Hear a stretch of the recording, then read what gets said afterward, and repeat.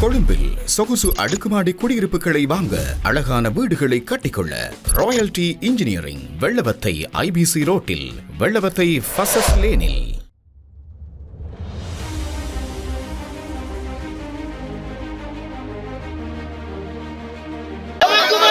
ராணுவமே ராணுவமே ராணுவமே நமது நிலம் நமது நிலம் நமது நிலம் அனுர அரசே உங்கள் வாக்குறுதி பொய்யா அனுர அரசே உங்கள் வாக்குறுதி பொய்யா அனுர அரசே வாக்குறுதி பொய்யா அனுர அரசே வாக்குறுதி பொய்யா அனுர அரசே வாக்குறுதி பொய்யா அனுர அரசே வாக்குறுதி பொய்யா நிறுத்தப்பட்டு இந்த காணிகள் அனைத்தும் மக்களிடம் தாமதமின்றி கையளிக்கப்படும் என்கின்ற வாக்குறுதி அனுரகுமார திசாநாயக்காவினாலும் அவருடைய சார்பிலே அவருடைய கட்சியிலே போட்டியிட்ட பாராளுமன்ற தேர்தலில் போட்டியிட்டவர்களாலும் மக்களிடம் கிராமமாக தேடிச் சென்று பொதுவெளிகளிலும் அந்த உத்தரவாதங்கள் வழங்கப்பட்டிருந்தது. அந்த நம்பிக்கையின் அடிப்படையிலே ஒரு கணிசமான மக்கள் என்பிபிக்கு இந்த தேர்தலிலே வாக்களித்திருந்தார்கள். ஆனால் இன்று அவர்கள் பதவியேற்று கிட்டத்தட்ட 2 வருடங்கள் நெருங்கியுள்ள நிலையில் இந்த மக்களுக்கு ஏமாற்றம் தான் முக்கியமாக இருக்கிறார். மக்கள் விரக்தியினுடைய விளிம்புக்கு சென்ற நிலையிலே தான் இன்று வீதியிலே இருந்து போராட வேண்டிய இடத்துக்கு தள்ளப்பட்டிருக்கிறார்கள். அதிலும் இன்று பத்திரிகைகளிலே வந்திருக்கக்கூடிய செய்தி என்பது இந்த மக்களுக்கு ஒரு பேரிடியாக இறங்கியிருக்கிறது. வைகாமம் வடக்கிலே 1661 ஏக்கர் நிலங்கள் விடுவிக்கப்படாது என்றும் அது இராணுவ தேவைக்காக பயன்படுத்தப்படும் சுவீகரிக்கப்படும் என்று சொல்லியும் அறிவிக்கப்பட்டிருக்கிறது. அமைச்சரினாலே அறிவிக்கப்பட்டிருக்கிறது. அந்த அமைச்சருடைய அந்த முடிவை ஒரு பொழுதும் ஏற்றுக்கொள்ள முடியாது. நாங்கள் அவருடைய அந்த கருத்தை நாங்கள் மிக வன்மையாக கண்டிக்கின்றோம். காலங்களை பொறுத்தவரையிலே எங்களுக்கு கிடைக்கின்ற அந்த மட்டுப்படுத்தப்பட்ட அரசியல் அதிகாரங்களை அடிப்படையாக கொண்டு எங்களுடைய மக்களுடைய காணிகளை கட்டங்கட்டமாக மீட்டுக் கொடுப்பதிலே நாங்கள் கணிசமான பங்களிப்பை எங்களுடைய செயலாளர் நாயகம் அவர்கள் தனக்கு இருந்த கேபினெட் அந்தஸ்து அமைச்சரவை என்ற அந்த அந்தஸ்தின் அடிப்படையிலே அதன் ஊடாக முன்னெடுத்திருந்தார். இந்த நிலையிலே தான் மக்களுடைய காணிகள் மக்களுக்கே சொந்தம், அனைத்து காணிகளும் மக்களிடம் கையளிக்கப்படும் என்ற கோஷத்தை முன்வைத்து இந்த அரசாங்கம் மக்களிடம் வாக்குகளை பெற்றிருந்தது. இந்த அரசாங்கத்தின் மீது கொண்ட நம்பிக்கை காரணமாக மக்கள் தங்களுடைய வாக்குகளை அளித்து இந்த அரசாங்கத்தை இன்று ஆட்சிப்பீடத்திலே ஏற்றி இருக்கின்றார்கள். இவ்வாறான சூழலிலே இந்த மக்களுடைய காணிகளை அவர்களுக்கு கொடுத்த வாக்குறுதிகளுக்கு அமைய இந்த காணிகளை அனைத்தையும் விடுவிக்க வேண்டிய ஒரு கடப்பாடு இந்த அரசாங்கத்துக்கு இருக்கின்றது.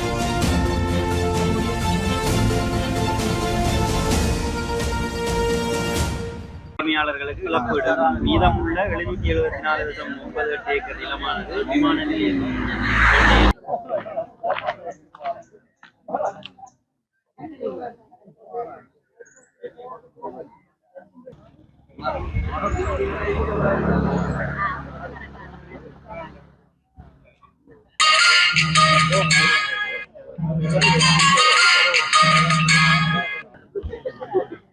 katanya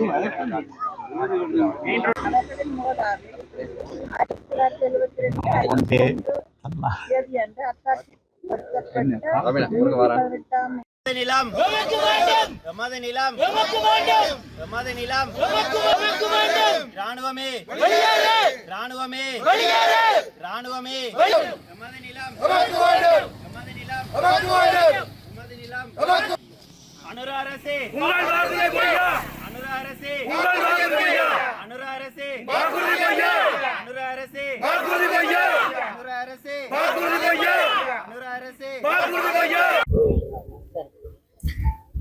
மயிலட்டி மக்களுடைய இந்த காணி மீட்புக்கான போராட்டம் 12வது வாரமாக தொடர்கின்றது. கடந்த 12 வாரங்களாக ஒவ்வொரு வெள்ளிக்கிழமையும் மயிலட்டி மக்கள் தங்களுடைய காணிகளை விடுவிக்க வேண்டும் என கோரி தொடர்ச்சியாக போராடி வருகின்றார்கள். இந்த அனுரகுமார அரசாங்கம் கடந்த தேர்தலிலே போட்டியிடுகின்ற பொழுது இந்த மக்களுடைய காணிகள் அனைத்தும் மக்களிடம் கையளிக்கப்படும் என்கின்ற ஒரு உறுதியான வாக்குறுதியை கொடுத்து தேர்தலிலே போட்டியிட்டிருந்தார்கள். இராணுவத்தினருக்கு இராணுவ வேலை மட்டுமே தவிர அவர்களுக்கு ஏனைய வேலைகள் கிடையாது. விவசாயம் செய்கின்ற வேலைகளோ அல்லது ஏனைய செயல்பாடுகளோ அது இராணுவத்தினருக்குரிய வேலை கிடையாது. ஆகவே அந்த செயல்பாடுகள் எல்லாம் நிறுத்தப்பட்டு இந்த காணிகள் அனைத்தும் மக்களிடம் தாமதமின்றி கையளிக்கப்படும் என்கின்ற வாக்குறுதி அனுரகுமார திசாநாயக்காவினாலும் அவருடைய சார்பிலே அவருடைய கட்சியிலே போட்டியிட்ட பாராளுமன்ற தேர்தலில் போட்டியிட்டவர்களாலும் மக்களிடம் கிராமமாக தேடிச் சென்று பொதுவெளிகளிலும் அந்த உத்தரவாதங்கள் வழங்கப்பட்டிருந்தது. அந்த நம்பிக்கையின் அடிப்படையிலே ஒரு கணிசமான மக்கள் என்பிபிக்கு இந்த தேர்தலிலே வாக்களித்திருந்தார்கள். ஆனால் இன்று அவர்கள் பதவியேற்று கிட்டத்தட்ட 2 வருடங்கள் நெருங்கியுள்ள நிலையில் இந்த மக்களுக்கு ஏமாற்றம் தான் மிச்சமாக இருக்கிறது. அந்த மக்கள் விரக்தியினுடைய விளிம்புக்கு சென்ற நிலையிலே தான் இன்று வீதியிலே இருந்து போராட வேண்டிய இடத்துக்கு தள்ளப்பட்டிருக்கின்றார்கள். அதிலும் இன்று பத்திரிகைகளிலே வந்திருக்கக்கூடிய செய்தி என்பது இந்த மக்களுக்கு ஒரு பேரிடியாக இறங்கி இருக்கிறது. வைகாமம் வடக்கிலே 1661 ஏக்கர் நிலங்கள் விடுவிக்கப்படாது என்றும் அது இராணுவ தேவைக்காக பயன்படுத்தப்படும் சுவீகரிக்கப்படும் என்று சொல்லியும் அறிவிக்கப்பட்டிருக்கிறது. அமைச்சரினாலே அறிவிக்கப்பட்டிருக்கின்றது. அந்த அமைச்சருடைய அந்த முடிவை ஒரு பொழுதும் ஏற்றுக்கொள்ள முடியாது. நாங்கள் அவருடைய அந்த கருத்தை நாங்கள் மிக வன்மையாக கண்டிக்கின்றோம். ஒரு அங்குல காணி கூட இராணுவத்தினருக்காக சுவீகரிக்கப்படுவதை ஏற்றுக்கொள்ள முடியாது. அந்த இடத்திலே இராணுவத்தினருக்கு முகாமும் தேவையில்லை, அவர்களுக்கு அந்த வைத்தியசாலையும் தேவையில்லை. அதிலிருந்து அவர்கள் வெளியேறி அந்த காணிகள் அனைத்தும் அந்த மக்களிடம் கையளிக்கப்பட வேண்டும். இங்கே எனக்கு முன்னர் கருத்து கூறிய மயிலட்டி தமிழ் குடியரசு சங்கத்தை சார்ந்த தம்பி அவர்கள் குறிப்பிட்டது போன்று இங்கே பல்வேறுபட்ட சொகுசு விடுதிகள் அமைக்கப்பட்டிருக்கின்றன. பெருந்தொகையான நிலங்களிலே விவசாயம் செய்யப்படுகின்றது, சலூன் நடத்தப்படுகின்றது, சாப்பாட்டு கடை நடத்தப்படுகின்றது. இன்னும் பல உற்பத்தி செயல்பாடுகளிலே இராணுவம் ஈடுபட்டிருக்கின்றது. அரசாங்க சம்பளத்தோடு இந்த செயல்பாடுகளை மேற்கொண்டு உள்ளூர் சந்தைகளிலே அதனை குறைந்த விலை விற்பதன் மூலமாக எங்களுடைய மக்களின் உள்ளூர் உற்பத்தியையும் உள்ளூர் பொருளாதாரத்தையும் நாசமாக்குகின்ற செயல்பாட்டை தான் தொடர்ச்சியான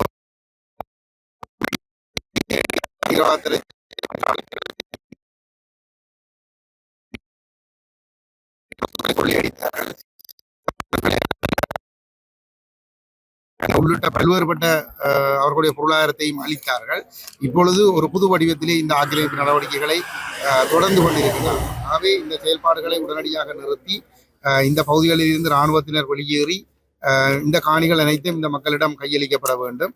இந்த மக்களை ஒரு விரக்தியின் எல்லைக்கு கொண்டு சென்று அவர்களை வன்முறையில் ஈடுபடுத்துவதற்கு முயற்சிக்கிறார்களா என்று கூட நாங்கள் சந்தேகிக்க வேண்டியிருக்கிறது. ஏனென்றால் கிட்டத்தட்ட அனுரகுமார திசாநாயக்க பதவியேற்று 1.5 வருடங்களாக அமைதியாக இருந்த மக்கள் இன்று பெண்கள், குழந்தைகள், முதியவர்கள், நோயாளர்கள் என்ற வேறுபாடு இல்லாமல் எல்லோரும் வீதிக்கு வருகின்ற நிலைமை ஏற்பட்டிருக்கிறது என்று சொன்னால் அந்த அளவுக்கு அந்த மக்கள் மத்தியிலே ஒரு விரக்தி நிலைமை ஒன்று தோன்றி இருக்கின்றது. எங்களை பொறுத்தவரையிலே எங்களுடைய தலைவர் கஜேந்திரகுமார், பாராளுமன்ற உறுப்பினர் கஜேந்திரகுமார் பொன்னம்பலம் அவர்கள் இந்த காணிகள் முற்றுமுழுதாக விடுவிக்கப்பட வேண்டும் என்ற கருத்தை தான் தொடர்ச்சியாக வலியுறுத்தி வருகின்றார்.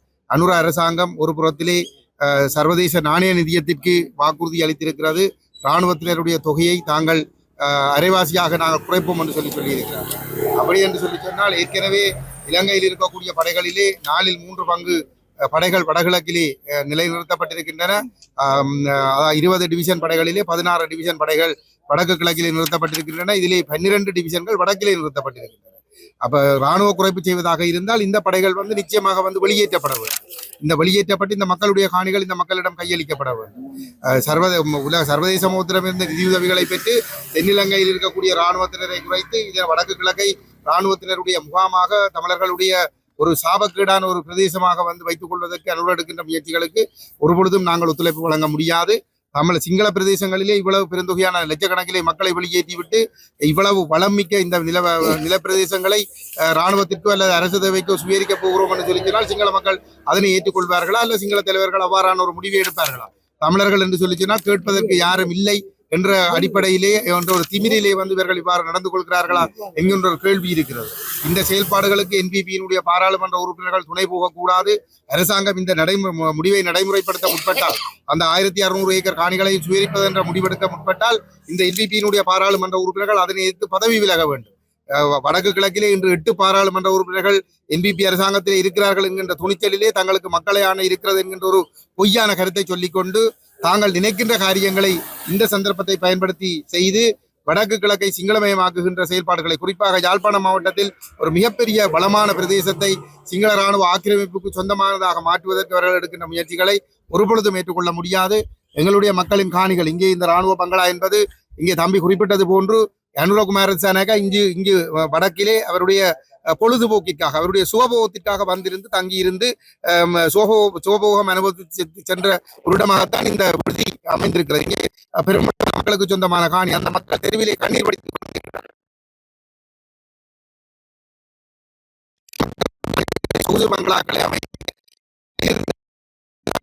வந்து அதிலே அவர்கள் வந்து உல்லாசம் இருக்கின்ற பொழுது எங்களுடைய மக்கள் வீதியிலிருந்து கண்ணீர் விடுகின்ற நிலைமையை நாங்கள் தொடர்ந்து அனுமதிக்க முடியாது. ஆகவே உடனடியாக இந்த காணிகள் விடுவிக்கப்பட வேண்டும். இதிலிருந்து இந்த அரசு அதை செய்ய முற்படுமாக இருந்தால் காணிகளை விடுவிப்போம் என்று வாக்குறுதி கொடுத்து பாராளுமன்ற பதவிகளை பெற்றுக்கொண்ட என்பிபி பாராளுமன்ற உறுப்பினர்கள் தங்களுடைய ஆதரவை அரசுக்கு விலக்கி கொண்டு அவர்கள் ஒன்றில் பதவி விலக வேண்டும் அல்லது அவர்கள் எதிர்த்தரப்புக்கு வர வேண்டும். அதன் மூலமாகத்தான் இந்த அரசை அடிபணிய வைக்க முடியும், இந்த காணிகளை விடுவிக்க முடியும். ஆகவே இந்த மக்களுடைய போராட்டம் தொடர்ந்தும் வலுப்படுத்தப்படுவதற்கு நாங்கள் அந்த மக்களோடு உறுதியாக நிற்போம் என்பதை இந்த இடத்திலே தெரிவித்துக் கொள்கிறோம். நன்றி. அனைவருக்கும் வணக்கம். மக்களுடைய காணிகள் மக்களுக்கே சொந்தம். மக்களுக்கு சொந்தமான காணிகள் அனைத்தும் விடுவிக்கப்பட வேண்டும் என்ற உறுதியான நிலைப்பாட்டோடு கடந்த காலங்களிலே பல்வேறு செயற்பாடுகளை முன்னெடுத்து எங்களுடைய மக்களுடைய காணிகளில் கணிசமானவற்றை மக்களிடம் மீள கையளிக்க செயற்பாடுகளுக்கு முன்னுரிமை அளித்து செயற்பட்ட ஒரு தரப்பு என்ற அடிப்படையிலே தற்போது இந்த பிரதேச மக்களினால் முன்னெடுக்கப்பட்டு வருகின்ற தங்களுடைய காணிகளை விடுவிக்க வேண்டும் என்ற நோக்கோடு முன்னெடுக்கப்பட்டு வருகின்ற இந்த போராட்டத்திற்கு தார்மீக ரீதியான ஆதரவை தெரிவித்து இன்றைய இந்த போராட்டத்திலே கலந்து கொண்டிருக்கின்றோம். கடந்த காலங்களை பொறுத்தவரையிலே எங்களுக்கு கிடைக்கின்ற அந்த மட்டுப்படுத்தப்பட்ட அரசியல் அதிகாரங்களை அடிப்படையாக கொண்டு எங்களுடைய மக்களுடைய காணிகளை கட்டங்கட்டமாக மீட்டு கொடுப்பதிலே நாங்கள் கணிசமான பங்களிப்பை எங்களுடைய செயலாளர் நாயகம் அவர்கள் தனக்கு இருந்த கேபினெட் அந்தஸ்து அமைச்சரவை என்ற அந்த அந்தஸ்தின் அடிப்படையிலே அதன் ஊடாக முன்னெடுத்திருந்தார். இந்த நிலையிலேதான் மக்களுடைய காணிகள் மக்களுக்கே சொந்தம், அனைத்து காணிகளும் மக்களிடம் கையளிக்கப்படும் என்ற கோஷத்தை முன்வைத்து இந்த அரசாங்கம் மக்களிடம் வாக்குகளை பெற்றிருந்தது. இந்த அரசாங்கத்தின் மீது கொண்ட நம்பிக்கை காரணமாக மக்கள் தங்களுடைய வாக்குகளை அளித்து இந்த அரசாங்கத்தை இன்று ஆட்சி பீடத்திலே ஏற்றி இருக்கின்றார்கள். இவ்வாறான சூழலிலே இந்த மக்களுடைய காணிகளை அவர்களுக்கு கொடுத்த வாக்குறுதிகளுக்கு அமைய இந்த காணிகளை அனைத்தையும் விடுவிக்க வேண்டிய ஒரு கடப்பாடு இந்த அரசாங்கத்துக்கு இருக்கின்றது. ஆனால் அவர்கள் தற்போது கூறி வருகின்ற கருத்துக்கள், ஒவ்வொருவரும் கூறி வருகின்ற கருத்துக்கள் இந்த அரசாங்கத்தினுடைய நிலைப்பாடு என்ன என்பது தொடர்பிலே ஒரு பாரிய சந்தேகத்தை ஏற்படுத்துகின்றது. ஜனாதிபதி ஒரு கருத்தை கூறுகின்றார், பிரதி பாதுகாப்பு அமைச்சர் இன்னொரு கருத்தை சொல்லுகின்றார், அந்த கட்சி சார்பிலே இந்த பிரதேசத்திலிருந்து தெரிவு செய்யப்பட்ட நாடாளுமன்ற உறுப்பினர்கள் இன்னொரு கருத்தை சொல்கிறார்கள். ஆகவே இந்த அரசாங்கம் இந்த மக்களுக்கு கொடுத்த வாக்குறுதி தொடர்பிலே தங்களுடைய நிலைப்பாடு என்ன என்பதை வெளிப்படுத்த வேண்டும். அவர்களுடைய வாக்குறுதிகளை நிறைவேற்றுவதற்கான முன்னெடுப்புகளை முன்னெடுக்க வேண்டும். இந்த பிரதேசத்திலிருந்து தெரிவு செய்யப்பட்டவர்கள் தற்போது மத்தியிலே ஆட்சி செய்து கொண்டிருக்கின்ற அரசாங்கத்திற்கு இந்த பிரதேச மக்களுடைய உணர்வுகளை வெளிப்படுத்த வேண்டும். அவர்களுடைய எதிர்பார்ப்புகளை எடுத்துச் செல்ல வேண்டும். வெறுமெனவே ஜேவிபி அரசாங்கத்தினால் முன்னெடுக்கப்படுகின்ற வேலை திட்டங்களை இங்கே கொண்டு வருகின்ற, அவர்களுடைய அரசியலை இங்கே பிரச்சாரப்படுத்துகின்ற ஒரு தூதுவர்களாக, பிரதிநிதிகளாக இந்த பிரதேசத்திலிருந்து தெரிவு செய்யப்பட்டவர்கள் இருந்து விடாமல் இந்த பிரதேசத்தினுடைய தங்களுக்கு வாக்களித்த மக்களுடைய உணர்வுகளை வெளிப்படுத்துகின்றவர்களாக, அவர்களுடைய எதிர்பார்ப்புகளை நிறைவேற்றுகின்றவர்களாக இந்த பிரதிநிதிகள் ஜேவிபி சார்பிலே இந்த பிரதேசத்திலிருந்து தெரிவு செய்யப்பட்டவர்கள் தங்களுடைய ஒரு கடப்பாட்டை முன்னெடுக்க வேண்டும். அதுதான் இந்த மக்களுக்கு அவர்கள் செய்கின்ற பிரதி உபகாரமாக இருக்க வேண்டும். இந்த மக்களை தொடர்ந்து ஏமாற்றக்கூடாது. எனவே இந்த மக்களுடைய எதிர்பார்ப்புகள் நியாயமானது, அவை நிறைவேற்றப்பட வேண்டும். மக்களால் முன்னெடுக்கப்படுகின்ற தார்மீக ரீதியான போராட்டங்களுக்கு, சாத்வீக ரீதியான போராட்டங்களுக்கு எங்களுடைய ஆதரவு என்றைக்கும் இருக்கும் என்ற செய்தியை இந்த இடத்திலே நாங்கள் பதிவு செய்து கொள்ள விரும்புகின்றோம். இந்த மக்களுடைய உணர்வுகளை இந்த அரசாங்கம் புரிந்து கொண்டு அவர்கள் இந்த அரசாங்கத்தின் மீது வைத்த நம்பிக்கையை நிறைவேற்ற வேண்டும் என்பதுதான் எங்களுடைய எதிர்பார்ப்பாக இருக்கின்றது. நன்றி. මගේ නම සාමුවෙල්. නැවත ප්‍රදිංචි කිරීමේ කණ්ඩායමේ භාණ්ඩාගාරිකය විදිහට මම කටයුතු කරනවා. අපේ නෑදෑයෝ, ඒ කියන්නේ මගේ අම්මා, මාමලා, මගේ නෑදෑයෝ වටපිටාවල් කට්ටිය ඔක්කොම 1990 ඒගොල්ලන් මයිලිටි මේ තැනේ ඉඳලා ඒගොල්ලන් යුද්ධය නිසා නෙමෙයි අපි ගියේ. ඒගොල්ලන්ගේ සේෆ්ටි එකට ඒගොල්ලන් මෙතන ඇරලා ගියා ඒගොල්ලන් වෙන තැන්වලට. දැනට අවුරුදු 37ක් වෙනවා ඒගොල්ලන්ගේ ඉඩ ඔක්කොම දාලා, ඒගොල්ලන්ගේ රස්සාවල් දාලා, ඒගොල්ලන්ගේ වතු පිටවල් දාලා ඔක්කොම ඒගොල්ලන් වෙන වටපිටාවල් වල ගිහිල්ලා ජීවත් වෙනවා. දැනටත් අපි මේ අරගලය අදත් එක්ක අපි 12 වෙනි සතියකට අපි කරනවා. 12 වෙනි සතියකට අපි කරනකොට ඒකේ අපේ 37 වෙනි අවුරුද්ද අපි ජෙෆ්නා ඩිස්ට්‍රික් සෙක්‍රටරි ඔෆිස් එකේ ඉස්සරහයි අපි කරා අපේ 36 වෙනි අවුරුද්ද. ඒ කියන්නේ අපි මෙතන මේ මයිලිටියේ දාලා ගිහිල්ලා අවුරුදු 36ක්. එතකොට අපි ඒකට ගිහිල්ලා ඒක කරලා අපි ඩිස්ට්‍රික් තුමාට අපි මහජර් එකක් එයාගේ අතට අපි දුන්නා. සාමාන්‍ය මහජර් එකක් දුන්නොත් දවස් 12කින් අපිට ඒකට රිප්ලේ එකක් එන්න ඕන. ඒ කියන්නේ දැනට 12ක් පව් වෙලා. ඒ කියන්නේ 20කුත් වැඩි වෙනවා. අපිට තාම මේ ලියුමට රිප්ලේ එකක් ආවේ නැහැ. අද නිවුස් පේපර් වල රිප්ලේ එකක් තියෙනවා. අපි ඒක බැලුවා. ඒ කියන්නේ සෙක්‍රටරි කියලා තියෙනවා අරුණ ජයසේකර සර්. එයා කියලා තියෙනවා ආමි ඇතුලේ තියෙන ඒ ඉඩම් එයා ඒගොල්ලන්ට රිලීස් කරන්න බෑ කියලා. හැබැයි ජනාධිපතිතුමා ඒ පත්‍රයේම එයා කියලා තියෙනවා අනිවාර්යෙන් ආමිලාගේ කට්ටිය යටතේ තියෙන ඒ ඉඩම් එයා රිලීස් කරනවාමයි කියලා එයා කියලා තියෙනවා. අරුණ ජයසේකර සර් තව යාපනයේ තිනකුරල් කියලා ඒ පේපර් එකට කියලා තියෙනවා එයා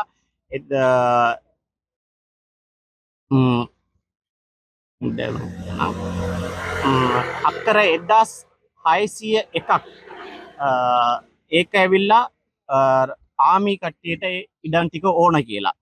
තව එයාපෝට් එකට විතරක් 774.98යි. ඒකේ ටෝටල් එක ගත්තා නම් අක්කර 2435ක්. ඒ කියන්නේ අපි දැන් මෙතන ඔක්කොම ඇවිල්ලා මෙතන අරගලේ කරන්නේ මේ 2435 අක්කරට තමයි අපි අරගලේ කරන්නේ. දැන් එයා කියනවා මේ 2435ම රිලීස් කරන්න බෑ කියලා. ඒකට මෙච්චර දවස් අපි මෙතන ඇවිල්ලා අරගලේ කරලා තියෙන්නේ අපිට මේකට හරියන යුතුයකමක් එතන වෙලා නැහැ. අපි ඉල්ලන්නේ මේ ජනතාවගේ ඉඩම. ඒ කියන්නේ අපේ අම්මලාගේ මාමලාගේ මෙතන ඇවිල්ලා ඉන්න කට්ටියගේ ඉඩම්. ඒ කියන්නේ මේගොල්ලන් දැන් ඒ ඉඩම් ඇවිල්ලා අපිට පෙන්වන්න නැත්නම් මම මෙහි පොදුනේ නැහැ. හැබැයි අපේ අම්මලාගේ ඉඩම් තියෙනවා. අපේ අම්මලා ඇවිල්ලා මගේ ඉඩම අම්මලාගේ ඉඩම මේක කියලා ඒගොල්ලන් අපිට පෙන්නුවේ නැත්නම් අපිට දන්නේ අපේ ඉඩම කොතනද කියලා. මේගොල්ලන් හදන්නේ දැන් වයසක කට්ටිය තව චුට්ට දවසක් ඔක ඇද්දානම් ඒගොල්ලන් නැති වෙලා යන්න පුළුවන්. ඊට පස්සේ අපේ ඉඩම් අපිට පෙන්වන්න කවුරුත් නැහැ. ඒම හේතුවෙන්ද දන්නේ අපිට ඔක මේගොල්ලන් කරන්නේ. හැබැයි අපි කරුණා කරලා ඉල්ලලා සිටින්නේ අපේ ඉඩම් අපේ ලොකු කට්ටිය අපේ මාමලා ජීවත් වෙන අපේ වටපිටාවේ නෑදෑයෝ ජීවත් වුණ අපි රස්සාව කරපු අපේ මුහුදු පිටාවල් අපේ ගොවිතැන් කරපු ඉඩම් අපේ ඉස්කෝලවල් අපේ දේවස්ථානවල් පල්ලිවල් ගොඩාක් තියෙනවා. ඒ ඔක්කොම අපිට රිලීස් කරලා දෙන්න. ඒකෙන්ද තමයි අපි මෙතන නිහඬව අපි අරගලේ මෙතන පවත්වන යන්නේ. ඕගොල්ලන් කරුණා කරලා ඕගොල්ලන්ට පුළුවන් ඕගොල්ලන් ඒක ගැන කතා කරලා හැකි ඉක්මනින් අපිට මේ අපේ ඉඩම් ටික අපිට ලැබෙන්න සලස්වන්න. 10/6/17/2026 12வது வாரமாக மயிலிட்டி மண்ணிலே மக்கள் சார்பிலே எமது அமைதி வழியான போராட்டத்தை முன்னெடுத்தி கொண்டிருக்கின்றோம். இன்றைய நாளிலே மிகவும் முக்கியமான செய்திகள் ஊடகங்கள் வழியாகவும் பத்திரிகைகள் வழியாகவும் வெளிவந்து கொண்டிருக்கின்றன. இது உண்மையான தகவல் என்று புரிந்து கொள்ளும் நிலையற்று மக்கள் காணப்படுகின்றோம். அதிலே மிகவும் குறிப்பாக நாங்கள் குறிப்பிட வேண்டிய விஷயம் வலம்புரி நாளிதழிலே, அதாவது இன்றைய தினம் 10/7/2026 வலம்புரி நாளிதழிலே பலாலியில் பாதுகாப்பு வலயத்தில் உள்ள காணிகளை விடுவிக்க இயலாது. பாராளுமன்றில் பாதுகாப்பு பிரதி அமைச்சர் அருண ஜெயசேகர் தெரிவித்திருக்கிறதாகவும், அதே பத்திரிகையில் முதல் பக்கத்தில் கீழ்ப்பகுதியில் ஜனாதிபதியின் ஒரு ஆர்டிக்கல், இராணுவ கட்டுப்பாட்டில் உள்ள காணிகளில் விடுவிக்கப்படும் மாவட்ட செயலர்களுடனான கூட்டத்தில் ஜனாதிபதி. ரெண்டுமே கிட்டத்தட்ட இவர் பாதுகாப்பு அமைச்சோட தலைவர், அவர் பிரதி அமைச்சர். ரெண்டு பேர்ட்ட தகவலுமே வெவ்வேறுபட்ட கருத்து ஒரே நாளிதழில் மாறி மாறி வருது. இதே நாளில் ஜாழ் தினக்குரல் நாளிதழில் வந்து இன்னொரு விடயம் வந்திருந்துச்சு.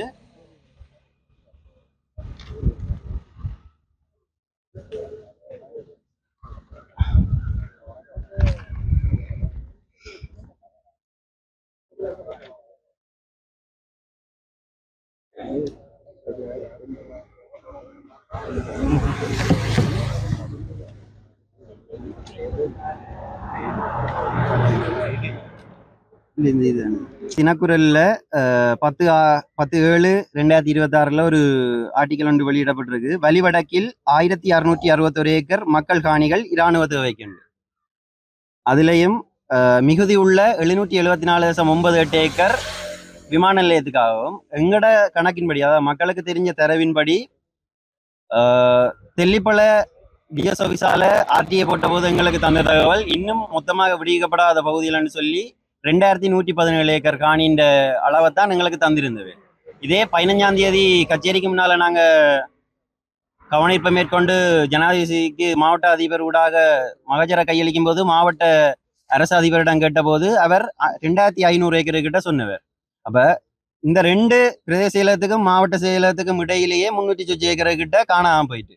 300 சொச்ச ஏக்கர்ன்றது தனியா வெறும் நம்பர் இல்லை, அது அந்த பிரதேச மக்கள்கிட்ட ஒரு ஒரு பிரதேசம், அதாவது ஒரு ஜிஎஸ் டிவிஷன் ஒரு முழு பரப்பளவே மாறுபட்டு போயிருக்கு. அப்ப இதுல நாங்க கேட்கிற ஒரே ஒரு விஷயம் என்னன்னா, இப்படியான தகவல்கள் ஒவ்வொரு ஊடகங்கள் மீடியாக்கள் ஊடாக வெவ்வேறுபட்ட கருத்துக்கள் வெளிவரைக்க பொறுப்பு வாய்ந்தவர்கள் ஏன் பாதிக்கப்பட்ட தரப்பினுடன் நேரடி கலந்துரையாடல் மேற்கொள்ளல? யாழ்ப்பாணத்துக்கு பிரதி அமைச்சர் வருகை தந்த போது கூடி வலிவடக்கிலே காணிகள் சுருக்கப்பட்ட மக்கள் சார்பில் யாரையும் கலந்து கொள்ள அனுமதிக்கப்படவில்லை. ஏன் வலிவடக்கு தவிசாளரை கூடி அந்த இடத்துல அழைக்கல. ஏன்னா எங்கட காணிகள் சம்பந்தமான முழு அதிகாரம் கொண்ட எமது பிரதேச தவிசாளருக்கு, அதாவது பிரதேச சபைக்கு கூட அந்த அனுமதி மறுக்கப்பட்டது. தனிமனே தேசிய மக்கள் சக்தியின் உறுப்பினர்களுக்கும் அரச அதிகாரிகளுக்கு மட்டுமே இந்த அறிவுறுத்தல் கிடைக்கப்பட்டிருக்கு. அதாவது எங்கட பிரச்சனைய நாங்கள் சொல்லாம என்னண்டு அரசு தரப்புக்கு எங்கட பிரச்சனை வெளிக்கொண்டு வரப்படும். இதே நாள்ல தினக்குரல்ல வந்த பேப்பர்ல பாதுகாப்பு பிரதி அமைச்சர் ஒரு விஷயத்த சொல்லியிருக்கிறார். இராணுவம் பலாலி உயர் பாதுகாப்பு நிலையில சுய தேவைக்காக மட்டும்தான் விவசாயத்துல ஈடுபடுதுண்டு. அப்ப அந்த இடத்துல நாங்கள் ஒரு விஷயத்தை வெளிப்படுத்த விரும்புகிறோம். இங்க இருக்கிற இவ்வளவு கடைகள்லையும் விவசாய உற்பத்தி பொருட்கள் விற்பனைப்படுத்தப்படுது. மருதனாமட சந்தைக்கு ஆமீண்ட வேக்கிலே கொண்டு போய் காய்கறிகள் விற்பனை செய்கிறேன். யாழ்ப்பாணம் கொக்குவில் கீல்ஸ் நிறுவனத்தின் அதுக்கு வீடியோவோடைய எங்கள்கிட்ட ஆதாரம் இருக்கு. அதாவது இராணுவ அதிகாரிகள் இராணுவ வாகனத்துல இராணுவ உடையோடு கொண்டு போய் மரக்கறியை கொடுக்குறது. ஆனா உங்களோட கட்டுப்பாட்டுக்குள்ள இருக்கிற இராணுவத்துல இப்படியான நடவடிக்கை நடக்குதுன்றது உங்களுக்கு தெரியாது. எல்லாம் தெரிஞ்சு கொண்டு போய் சொல்றீங்களா? அதாவது இவ்வளவு விவசாய நிலத்தையும் மக்கள்கிட்ட விவசாய நிலத்தை கையப்படுத்தி வச்சுக்கொண்டு மக்கள்கிட்ட காணியில மக்களை வருமானம் ஈட்ட விடாம மறைச்சு கொண்டு விவசாயத்தையும் செய்து கொண்டு அதை நாங்க மக்களுக்கு விற்கலன்னு சொன்னா அது என்னண்டு ஒரு மாறுபட்ட கருத்து. அதாவது பிரதி அமைச்சருக்கு இங்க நடக்கிறது தெரியாதா? அந்த வீடியோ இருக்கு, உங்களுக்கு இதுல வெளிப்படுத்துறேன். இந்த வீடியோல பாருங்க, கீல்ஸ் நிறுவனத்துக்கு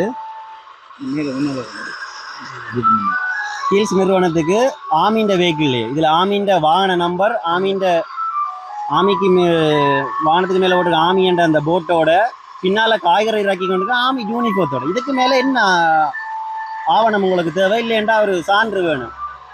கீழ்ஸின்ற ஒரு சேகரிப்பு நிலையத்துக்கு கொண்டே லொரியில கொண்டு இங்க இருந்து நீங்க மரக்கரை விற்கிறீங்கன்றா இன்னும் கொஞ்ச நாள்ல இந்த காணிக்கான போராட்டம் எங்களுக்கு வெற்றி அளிச்சு எங்களுக்கு இந்த காணி கிடைக்காட்டி நாளைக்கு பாதிக்கப்பட போறது வலிவடக்க சுத்தியுள்ள அவ்வளவு விவசாயிகளையும் பாதிப்படைந்தே தீருவீங்க. ஏன்னா நாங்க இன்றைக்கு எங்களுக்கு இந்த நிலம் தேவையில்லைன்னு விட்டுட்டு போனா நாளைக்கு இங்க இருந்து பெருமளவான, அதாவது 90ஆம் ஆண்டுக்கு முதல் எவ்வாறு எங்கட மக்கள் பலாலி மயிலிட்டி மக்கள் எவ்வாறு விவசாயம் செய்து லொரி கணக்கில் இங்க இருந்து கொழும்புக்கு ஏற்றுமதியாகப்பட்டதோ அதே விட அதிகமான மரக்கறிகள் உற்பத்தி செய்யப்பட்டு இங்க இருக்கிற மக்களின் சந்தைகள் பாழாக்கப்பட்டு, அதாவது சாதாரண விவசாயிகளின் வருமானம் சுரண்டப்பட்டு அவேண்ட வருமானம் இல்லாதொழிக்கப்படும். இராணுவத்தின்டையும் அரசாங்கத்தின்டையும் முழுமையான ஒரு திட்டம் இதுதான். எங்கள தரப்பிலிருந்து நாங்கள் பார்க்குற ஒரே ஒரு விஷயம் தான். வலிவடக்கில், அதாவது யாழ் மாவட்ட ரீதியில அரசாங்கத்துக்கண்டு அரச காணி இல்லை. அப்ப அப்படியான நேரத்துல இதை ஒரு வர்த்தக மானியம் சுவரிச்சு அரசாங்கத்துக்கண்டு கொடுக்கப்பட்டால் நஷ்டஈடு வழங்கப்பட்டு அரச காணி என்று இன்ற வரைக்கும் உறுதியாக நாங்க போராட்டம் செய்து கொண்டிருக்கிறதால அது உறுதியாகப்படாம விடுவிக்க கூடாதுன்ற இரட்டை நிலையில போய்கொண்டிருக்கிறதால இந்த பிரச்சனை இன்னும் போய்கொண்டு. இதே ஒரு தீர்வு அதாவது மக்களுக்குரிய காணிக்கு நஷ்டஈடு கொடுக்கப்பட்டு காணி சுவரிக்கப்பட்டால் இங்க இருக்கிற அவ்வளவு பிரதேச மக்களும் கட்டாயம் பாதிக்கப்படுங்க. ஒரு ஒரு ஒரு குறிப்பிட்ட காலத்துக்கு பிறகு நான் கேட்கிறேன், நான் ஒரு சின்ன பிள்ளை ஒரு விஷயம் ஒன்றை கேட்கிறேன். ஒரு 20 வருஷத்துக்கு பிறகு இங்க இருந்து ராணுவம் வெளியேறக்க இந்த காணி சாதாரண மக்கள் ஒப்படைக்கப்படுமா? இல்ல. கடைசி வந்தாலும் இல்ல. சுயரிக்கப்பட்டது. இதே இடத்துல யாழ் மாவட்டத்துக்கு எதிரான, அதாவது எங்கட சமூகத்துக்கு எதிரான சட்டவிரோதமான இல்லையண்டா எங்கட குடிப்பரம்பலுக்கு எதிரான ஏதாவது ஒரு நடவடிக்கைக்கு அரசாங்கம் இந்த காணியை பாவிச்சா அந்த நேரம் எங்களை சுற்றி உள்ள மக்கள் எல்லாரும் என்ன செய்ய போறீங்க? இன்றைக்கு நான் விவசாயிகள்கிட்ட ஒரு கேள்வியை கேட்கிறேன்.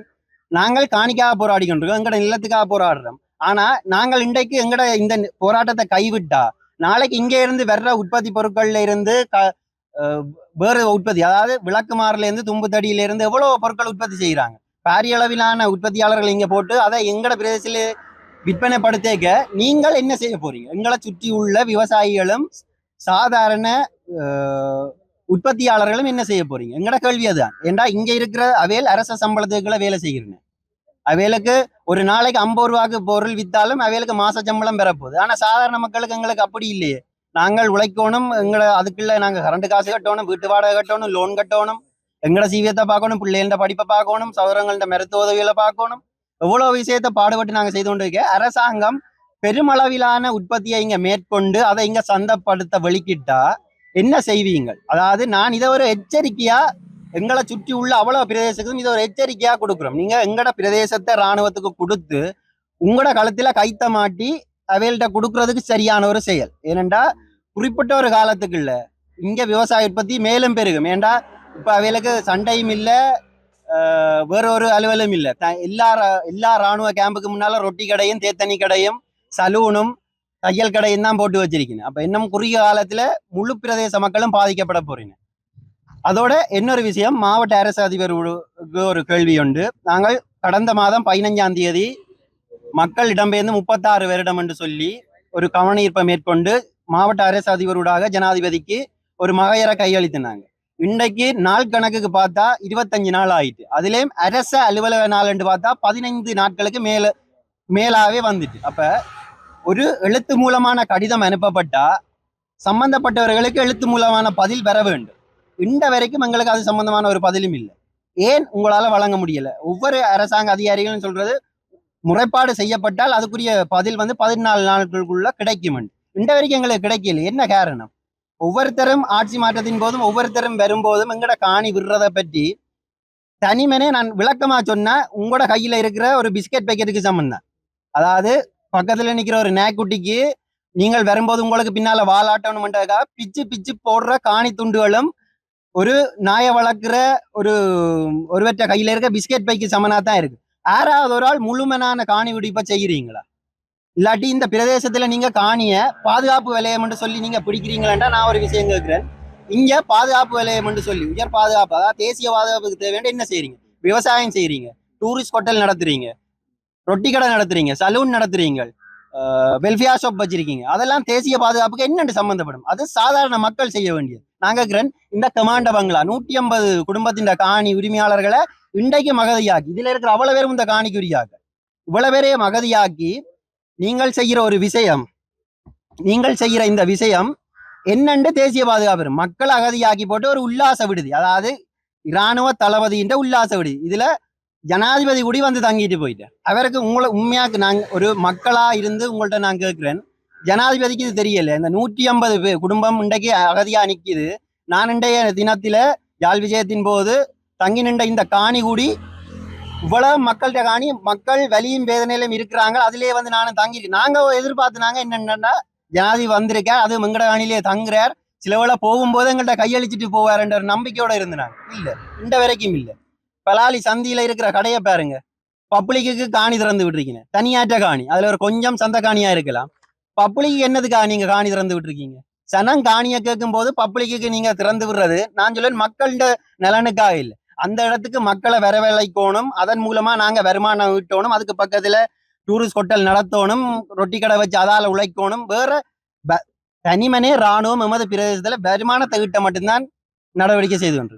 பலாலி சந்திக்கு அடுத்ததா ஏர்போஸ் இந்த ஹாலிடே பங்களா இருக்கு. அதாவது ஒரு விமான நிலைய அதிகாரி, உயர்மட்ட அதிகாரிகள் வந்து குடும்பத்தோட தங்கி போறதுக்காக 2-3 குடும்பத்தின் காணி சுயரிக்கப்பட்டு அவைண்ட குடும்ப வாணிக்காம அப்ப நாங்க கேட்கிறோம், நாங்க எல்லாரும் இந்த காணியல்ல இல்ல, நான் சொன்ன இவ்வளவு காணி, அதாவது தல்சேனா ஹோட்டல், மயிலட்டி கமாண்ட பங்களா, பலாலி சந்தியில இருக்கிற இது, ஏர்போஸ் டூர், ஏர்போஸ் இந்த ஹாலிடே பங்களா, இவ்வளவும் என்னண்டு தேசிய பாதுகாப்புக்கு வருது. விளக்கம் தெரியலுமா? பிரதி அமைச்சரால இதுக்குரிய விளக்கம் தெரியலுமா? இல்லையாண்டா இங்க தேசிய மக்கள் சக்திக்காக தேசிய பாதுகாப்புக்காக காணி தேவை, நிலம் தேவை என்று கேட்கிறார்களால உங்களுக்கு இது இந்த பதில் சொல்லியலுமா? இவ்வளவு காணியும் உங்களோட உல்லாசத்துக்காக வருமானம் ஈட்டுறதுக்காக மட்டும்தான் சுயரிச்சு வச்சு. விவசாய நிலங்கள் என்னென்று அபிவிருத்தி வரும்? நாங்க விவசாய நிலங்களை நீங்கள் உற்பத்தி செய்து நீங்கள் மொத்த விற்பனையா எங்கட பிரதேசத்துல இருந்து வெளியேற்றினா இங்க இருந்து மக்களின் காசை சுரண்டி கொள்றீங்களே தவிர அதால பயனடைகிற மக்கள் இல்லையே. இன்றைக்கு 3 கட்ட அபிவிருத்தி மயிலட்டி காவரில் நடந்திருக்கு. நான் கேட்கிறேன், 35 படகை தவிர 35 குடும்பத்தை தவிர மயிலட்டி காவரால இன்றைக்கு எந்த ஒரு குடும்பமும் பயனடையல. ஆனா மில்லியன் கணக்குல நிதி ஒதுக்குறீங்க, பட்ஜெட் வருது, செய்யறீங்க, இதுன்றீங்க. என்ன செய்யறீங்க? தனிமனே இந்தியன் ரோலட்ட ஒரு சவக்கிடங்கா மட்டும்தான் இருக்கு. எங்கட பிரதேசத்தை முழுமையா விடுவிச்சா இன்றைக்கு இதுல எவ்வளவு தொழில் வாய்ப்பு கூடியிருக்கும், எவ்வளவு மக்கள் தங்கட சொந்த உழைப்புல வாழ்ந்திருப்பாங்க. நீங்கள் இன்றைய தினத்தில ஒவ்வொரு அரசாங்கம் வரும்போதும் ஒவ்வொரு உதவிகளை செய்யறீங்க. உதவி எங்களுக்கு தேவையில்லை, எங்கட நிலத்தை விடுங்க, மக்கள் உழைப்போம், நாங்கள் உங்களுக்கு உதவி செய்கிறோம். அதாவது அரசாங்கத்துக்கு நாங்க பங்களிப்பு செய்கிறோம் நாட்டின் முன்னேற்றம். நீங்கள் நிதியை எங்க இருந்து எங்களுக்கு எடுத்து தர போறீங்க? எங்களை உழைக்க விட்டா நாங்க எங்களை பாட்டுல எங்கட சீவியத்தை பார்ப்போம். நீங்க அதை தவிர வேற ஒரு விஷயம் இல்லை. இன்றைக்கு கூடி இவ்வளவு காணியை நீங்க ஆக்கிரமிச்சு வச்சிருக்கிற போதும் மக்களோட ஒரு கலந்துரையாடலை மேற்கொள்ளாதது ஒரு திட்டமிட்ட சதி. அதாவது எங்கட பிரதேசத்தில் உள்ள மக்களின் காணிகளை சுயரிப்புக்கான திட்டமிட்ட சதி என்று மட்டும்தான் சொல்றேன். இல்ல, நீங்கள் அப்படி மக்கள்கிட்ட காணியை மக்களுக்கே வழங்குவதாக இருந்தால் காணி உரிமையாளரிடம் கேட்டிருக்கணும், காணியை விரும்புறீங்களா இல்லையெண்டா நஷ்டத்தை விரும்புறீங்களா? இந்த வரைக்கும் ஒரு கேள்வி இல்லை. ஏண்டா தெரியும், கேட்டா ஜனம் காணி தராதுன்னு தெரியும். ஏண்டா நாங்கள் இங்க வெறுமனே காணியில வாழ இல்லை, எங்கட பூர்வீகமே இங்க இருக்கு, பரம்பரையா வாழ்ந்து நாங்க. உங்களுக்கு ராணுவத்தை உடனடியாக அகற்ற வேணும். நீங்க ரெடி பண்ணுங்கடா. ரெடி பண்ணி போட்டா கூப்பிட வேணும். கூப்பிட்டு வச்சு ஓப்பு காட்டலாம். சரி சொல்லுங்க. போராடுவோம் போராடுவோம், எங்கட மண்ணுக்கு போராடுவோம், இறுதி வரைக்கும் போராடுவோம். 13வது கிழமை இன்று வரைக்கும் போராடுறோம். ஒவ்வொரு கிழமையும் வந்து இருந்து விட்டு போறதுதான் எங்களுக்கு பிரயோசனம். எங்கட காணியை விடுங்கோ, எங்கட வீட்டை விடுங்கோ. நாங்கள் நாட்டை விட்டு போய் 36 வருஷம் இந்தியாவில அகதிகள் முகாம், அநாதை இல்லங்கள், எத்தனை இடங்களை கண்டு கழிச்சு கொண்டு இங்க வந்திருக்கிறோம். இங்க வந்திருந்தோன்னு எங்கட வீட்டுல இருக்கிற மாங்காய் தேங்காய் எல்லாத்தையும் எங்களுக்கு விலை பேசி விற்கிறாங்க. ஒரு நாளாவது எங்களை அந்த காணியில எட்டி பார்க்க விடுறாங்களா? நாங்கள் எங்கட கோயிலுங்க, மாதா கோயிலுங்க, எங்கட பிள்ளையா கோயிலுங்க, எங்கட பள்ளிக்கூடங்களுங்க, நாங்கள் இப்படியே அநாதைகளாகத்தான் இருக்க வேணுமா? எங்களுக்கு எங்கட வீட்டை விடுங்கோ. எங்களுக்கு ராணுவமே வேண்டாம், அதிரடிப்படையே வேண்டாம். வீட்டுல இப்படியே இருந்து கூலிப்படையாக நாங்க வாழ விரும்பவில்லை. எங்களுக்கு ஒரு தனி இடம், தனி வீடு, தனி கடல், தனி மண், தனி கோயில் என்று நாங்கள் வாழ வேணும். நாங்கள் வாழ்ந்து கட்டு இருந்த இடம் எங்களோட பேர பிள்ளை காலத்துல இருந்து பூட்ட பிள்ளையும் பிறந்து விட்டது. அந்த பிள்ளைக்கு கூட எங்களோட வீடும் தெரியாது, வாசலும் தெரியாது, ஒன்றும் தெரியாது. இனியாவது அது வளர்ந்து வர காலத்திலேயாவது நாங்கள் இருக்கிற வரைக்கும் அந்த பிள்ளைகள் அந்த காலி பூமியில இருக்க வேணும். எங்களோட நிலம் எங்களுக்கு வேண்டும். இறுதி வரையும் போராடுவோம். யாழ்ப்பாணம் போவிட்டு வந்து விட்டோம். இன்னும் மூன்று கோயில் இருக்கு. திருவிழா முடிஞ்ச கொண்டுக்கு போக வேண்டிய நிலை வரும். போய் நிலவரத்துல எல்லாரும் சுடர வேணும். மயிலட்டி மக்கள் ஒன்று சேர வேணும். மயிலட்டி மக்களுக்கு காணி இருக்குது, வீடு இருக்குது, கடை இருக்குது, கடல் இருக்குது, ரோலர் இருக்குது, போட் இருக்குதுன்னு இருக்கிறோம். இல்லாத பாவியால் தத்தளிக்கிறோம். அந்த ஆக்கள் எங்களோட சேர வேணும். எல்லாரும் ஒன்று கூடி வந்து நின்றுதான் போராட வேணும். நாங்கள் இறுதி வரையும் போராடுவோம் என்று போராடி எங்களுக்கு நாங்கள் குரல் கொடுத்தா தான் அவன் கொஞ்சம் வேண்டாம் 100க்கு கொசு போய் கடிக்கிற மாதிரி அவனுக்கு கடிக்கும். அந்த கொசுவின் விஷ தண்ணி அந்த ரத்தம் என்றாலும் அவனுக்கு ஊறினாத்தான் அவன் எங்களுக்கு ஒரு இடம் தருவன். கடைசி அலைஞ்சாலும் இடம் தரவும் மாட்டான். நாங்கள் போராடி கலைக்கிறதால் நாங்கள் எங்களோட முருகன் திருவிழாவும் பேச்சியம்மன் திருவிழாவும் முடிஞ்ச உடனே கொழும்புக்கு போறதுக்கு ரெடி பண்ணி ஒன்று கூடி எல்லா மக்களையும் சேர்த்து ஒன்று முடிவுக்கு வந்தால் தான் எங்களுக்கு நிம்மதி கிடைக்கும். இல்லாட்டா காணியும் இல்லை, பூமியும் இல்லை, மரமும் இல்லை, செடியும் இல்லை, ஒன்றுமே இல்லை. அகதிகளாகவும் இருக்க வேணும், அனாதிகளாகவும் தான் இருக்க வரும். இதோட முடிக்கிறேன்.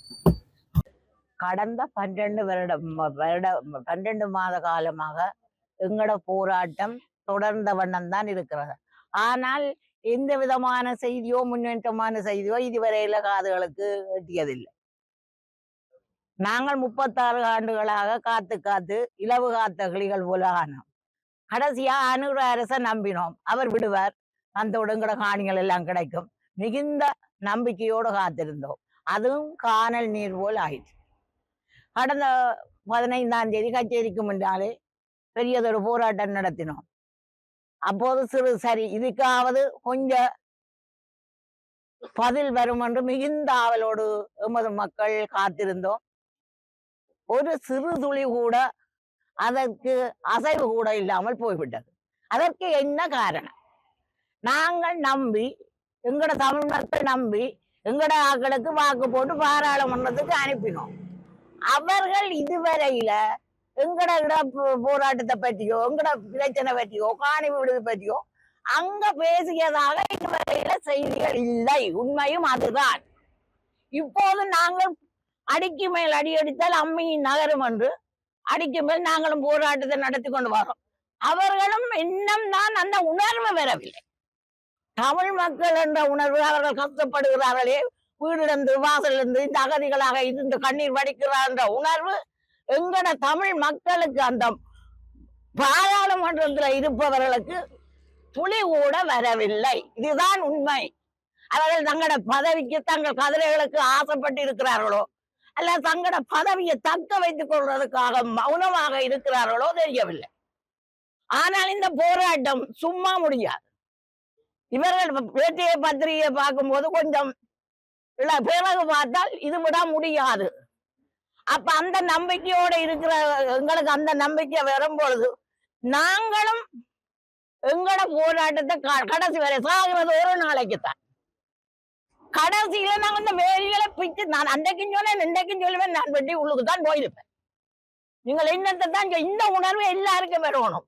இங்க இருக்கிறார்கள் எல்லாம் வயசு போனார்கள், இளைஞர்கள் அவர்கள் இருக்கிறார்களோ இங்கே இரண்டால் தங்களோட வீடுகள் இல்லை என்று வெளிநாடுகள் போயிருப்பார்கள் தெரியாது.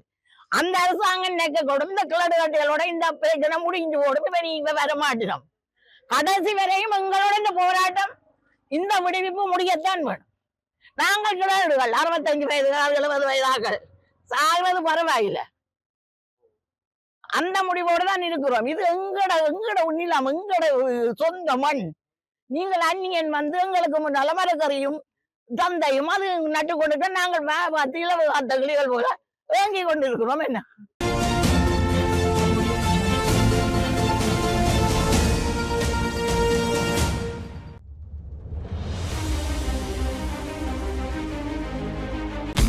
கொழும்பில் சொகுசு அடுக்குமாடி குடியிருப்புகளை வாங்க, அழகான வீடுகளை கட்டிக்கொள்ள ராயல்டி இன்ஜினியரிங் வெள்ளவத்தை IBC ரோட்டில், வெள்ளவத்தை ஃபசஸ் லேனில்.